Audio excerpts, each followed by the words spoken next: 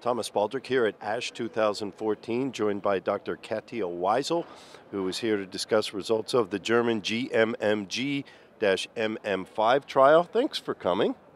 Thank you for inviting me. So let's talk about what this trial is and what you've done with it. Okay, the GMMG-MM5 trial is a multi-center trial for treating primary diagnosed myeloma patients until the age of 70 with the primary high-dose concept. These patients had an induction chemotherapy with a bortezomib-based triplet combination and then underwent stem cell mobilization and high-dose melphalan treatment with autologous stem cell transplantation for 1 or 2 cycles, and after that lenalidomide-based consolidation and maintenance therapy. And in this analysis we did here, we looked on the imaging of the myeloma bone disease with a whole body low-dose computed tomography. And what are the highlights of what you found? We are now acknowledging that the whole body low-dose computed tomography is integrated in the revised IMVG criteria, recently published this month in Lancet Oncology, because it much more precisely demonstrates the myeloma bone disease than the conventional X-ray. And what we could show here in the first analysis of the first 44 patients in this trial, were more than 600 patients included, that we saw in all but 5 patients myeloma bone disease, mostly by osteolysis, but also with a diffuse osteopenia.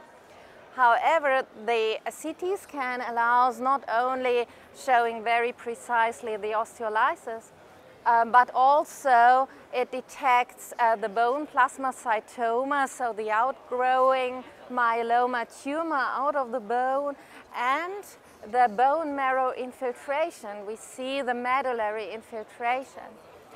For the patient, it's very convenient because it has an acquisition time only of 30 to 40 seconds.